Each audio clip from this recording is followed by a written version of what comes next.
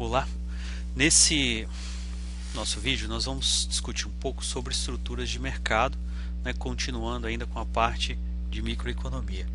E até esse momento agora, a gente estava imaginando um mercado que não tinha interferência nenhuma, né, e que ele sempre se encontrava em equilíbrio, quer dizer, ele voltava para aquela situação de equilíbrio inicial sempre que alguma coisa acontecia.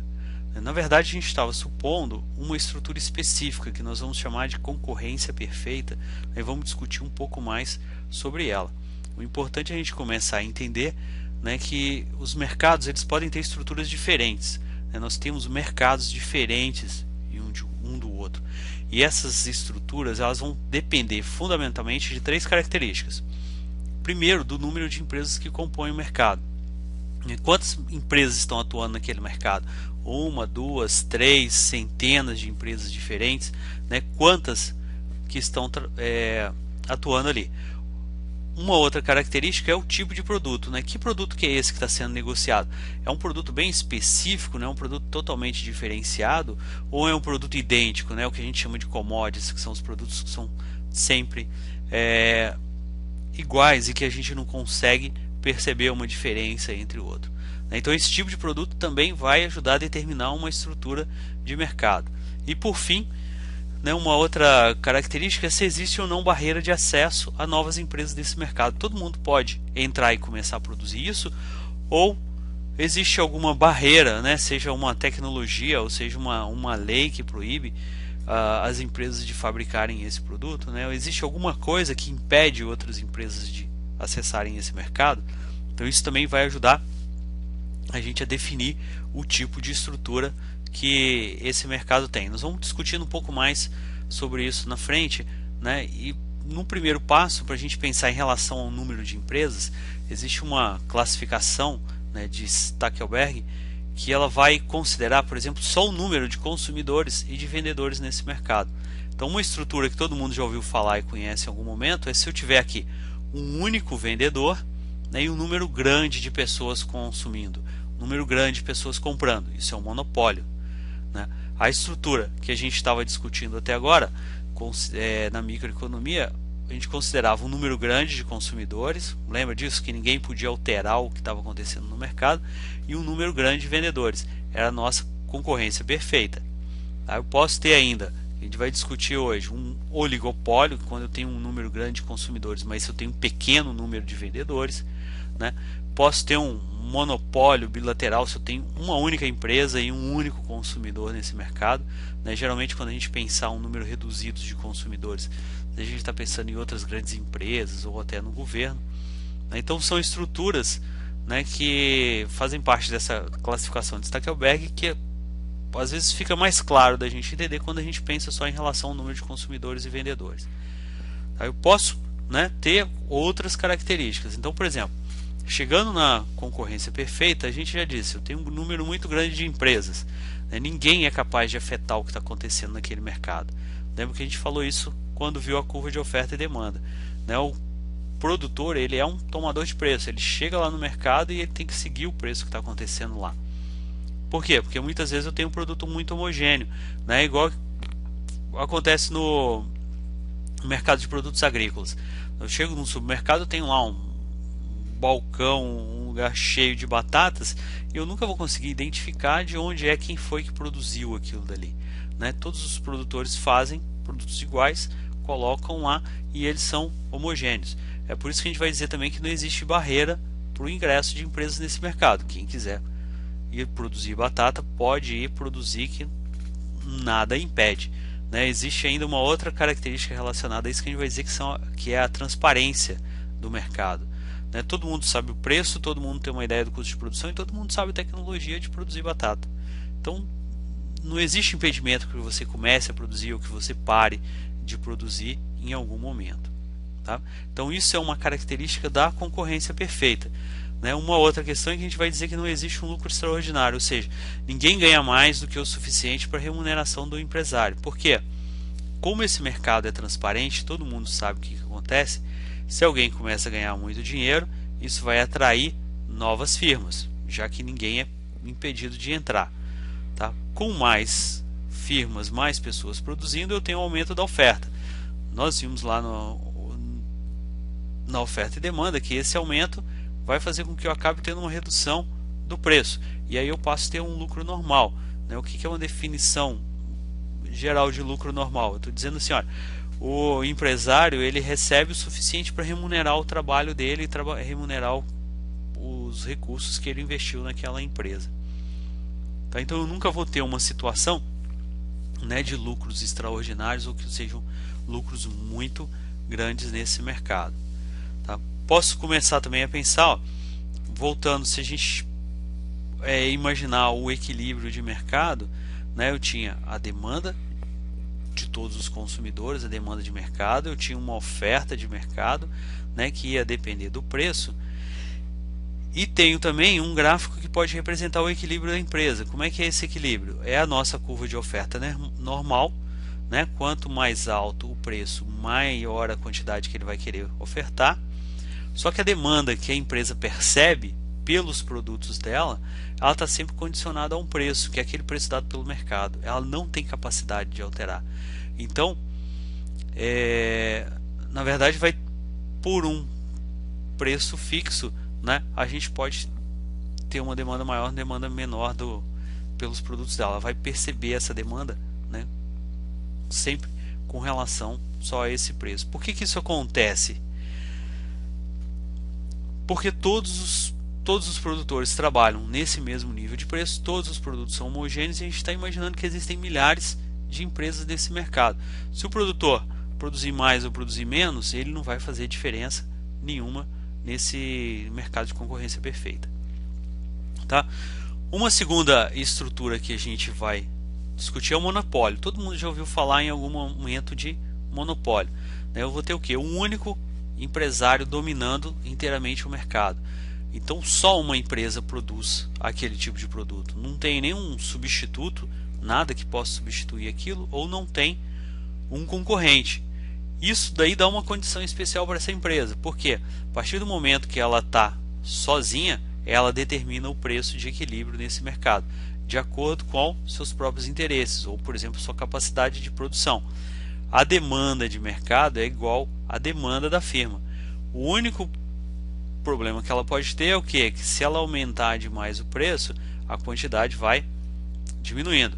Então ela vai achar aqui um ponto de equilíbrio, né, ou vai achar um ponto nesse mercado em que o preço, né, vezes essa quantidade aqui demandada vai satisfazer ao interesse da própria empresa. Né? Ela pode aumentar até o ponto em que ela acha que a demanda pelos produtos dela está satisfatória. Tá? Razões para a gente ter um monopólio. Por que eu posso ter um monopólio? Uma questão importante é essa barreira à entrada de novas firmas. O que é isso? Eu tenho alguma coisa que impede que outras empresas façam esse produto. Por exemplo, patente. Né? O registro patente, só eu posso fazer isso. O controle de matéria-prima básica. Só uma empresa tem um acesso a algum tipo de matéria-prima. Posso ter também, às vezes, um monopólio institucional ou estatal. Tá? O governo decide assim, não, só eu posso fazer isso, porque isso é uma questão essencial para o país, né? Uma questão, um mercado estratégico, então só ele atua ali. Tá? Existe um outro tipo de monopólio que a gente chama de monopólio puro ou natural, né? Que dependendo das características do mercado, né, eu vou ter só uma empresa fazendo parte daquilo dali. Tá? A gente tem uma observação que pode ser por causa de elevado volume de capital, porque exige muito dinheiro para alguém entrar, ou alguma outra característica que vai determinar isso daí. Um exemplo de monopólio natural, por exemplo, distribuição de água em uma residência. Não faz sentido eu ter, por exemplo, dois tipos de fornecedores de água. Alguém tem na sua casa duas torneiras, do fornecedor A e do fornecedor B, e ele começar a decidir ali o que ele vai consumir.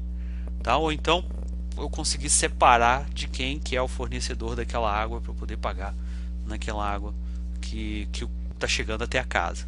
Tá? Então isso é um monopólio puro ou natural, e aí muitas vezes o governo vai intervir nesse mercado e vai tentar controlar esse preço para favorecer o equilíbrio, né, entre consumidor e produtor. Tá? Essa barreira de entrada faz o quê? Com que eu possa ter aqueles lucros extraordinários, né?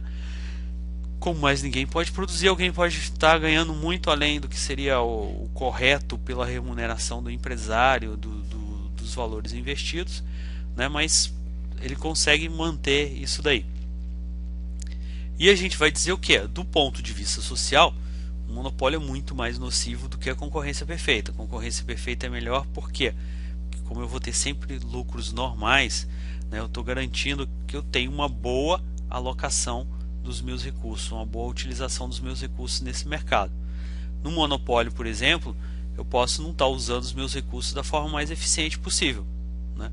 Eu posso determinar o preço, então eu posso ter um monte de ineficiência na minha empresa e continuar cobrando ou repassando esse preço para o produtor, para o consumidor, né? Eu tenho um monte de desperdício ali, estou usando mal os meus recursos, mas o consumidor paga essa conta e pronto, acabou, né? Na concorrência perfeita não, eu não posso repassar isso porque eu tenho pessoas concorrendo comigo, eu tenho que ser sempre o mais eficiente possível, então eu estou alocando os meus recursos sempre da melhor forma, tá?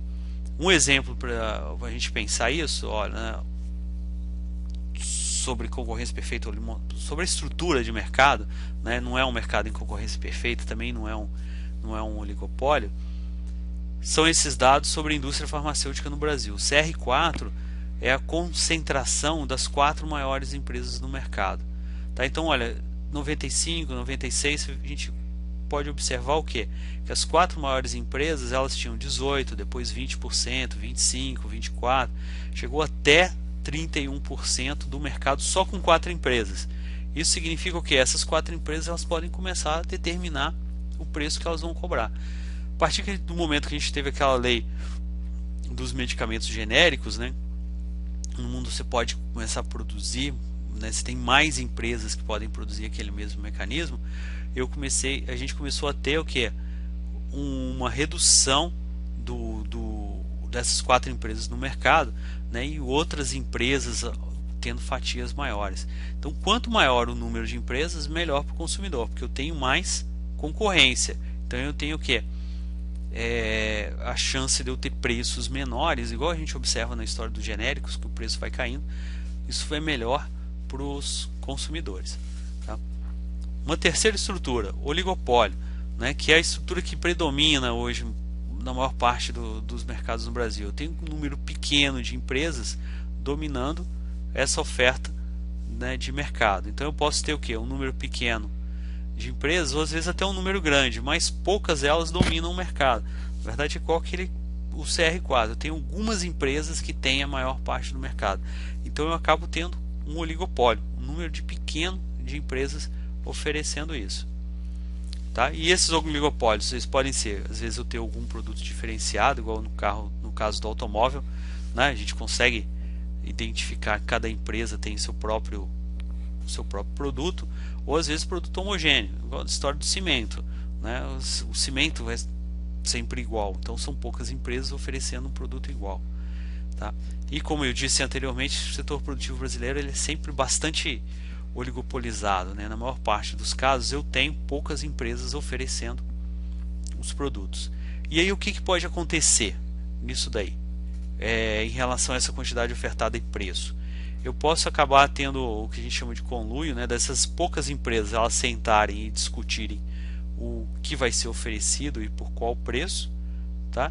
Ou uma situação extrema que seria a gente ter uma guerra de preços entre essas empresas, elas começarem a brigar entre elas, né? Nessa situação delas se organizarem, acaba aparecendo uma estrutura de cartel, né? Que é uma situação que não pode acontecer, mas às vezes acaba tendo de alguma forma, né? A lei brasileira proíbe essa formação, mas a gente pode acabar tendo uma formação de cartel que esses poucos produtores eles vão se organizar para determinar o preço que vai ser oferecido, fatias de mercado, quem é que vende, onde, né? Às vezes uma região geográfica, alguma coisa assim. Então tem um exemplo aqui do mercado de automóveis no Brasil em 2006, isso, né? Já é um exemplo um tempo bastante antigo, onde eu tinha 4 empresas fazendo o que? Elas possuíam juntas 82% do mercado, né? Então eu tenho mais empresas, mas essas quatro dominavam tudo que estava acontecendo. E nesses trabalhos os autores concluíram o seguinte, que existia um oligopólio pelo pequeno número de agentes, eles tinham um grande porte, ocupavam a maior parte do mercado, tinham um controle muito grande sobre o preço, né? Apesar de eu ter uma diferenciação de produtos, você separa bem um carro da Fiat, um carro da Volkswagen, né? Mesmo competindo na mesma categoria, né? E essa competição vinha o quê? Como extra preço, ninguém jogava o preço lá para baixo. O pessoal dizia assim, olha, esse é mais confortável, esse é mais bonito, esse é mais potente. Vou ter outras, né, características fora o preço para concorrer entre uma e outra. E essa existência de barreira à entrada de novos competidores, né? Por quê? Não é fácil você começar a produzir um carro e entrar no mercado e vender isso, né, em nível nacional. E por fim, né, uma estrutura que a gente chama concorrência monopolística, que é meio intermediária entre concorrência perfeita e monopólio. Tá? Ela não chega a ser um monopólio porque tem um número muito grande de empresas concorrendo entre si, às vezes com produtos diferenciados, tá? E eu tenho uma manobra, eu posso fixar preços, né? Eu posso cobrar preços diferentes, mas essa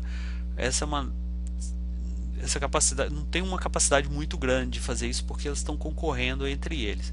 Então é só a gente pensar às vezes o que você vai no supermercado, tem alguns produtos de alimento que você vê que tem várias empresas concorrendo no mesmo setor. Às vezes higiene, shampoo, detergente não, sabonete, né? Você tem vários tipos diferentes concorrendo entre eles. Isso faz o que? Algumas marcas às vezes até ela consegue se diferenciar, cobra um preço um pouco maior, tá? Mas mesmo assim o mercado é bastante competitivo, porque se ele não está sozinho, ele está competindo com todos os outros. Então são essas quatro estruturas básicas que a gente vai discutir mais em profundidade, apesar da gente ter vários outros tipos de estruturas aí disponíveis, né?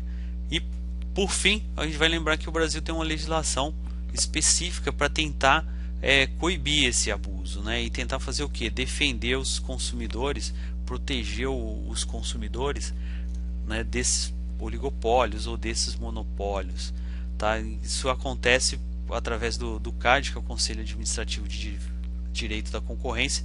Ele fica um órgão do Ministério da Justiça e que vai tentar fazer o que? Ele vai tentar coibir esses abusos, né? Muitas vezes a gente vê, vocês já devem ter visto em algum momento, uma empresa começa a comprar todos os concorrentes e está quase sozinha no mercado. O CAD vai chegar lá e dizer, olha, você não pode mais comprar essa empresa, você não pode crescer. Ele coloca um limite à expansão, né? Um limite, e tenta evitar essa formação de um monopólio que pode prejudicar os consumidores, né? Que pode fazer com que você não tenha uma situação boa nessa economia, tá? Então isso é uma forma de tentar coibir ou de tentar limitar esse avanço das empresas.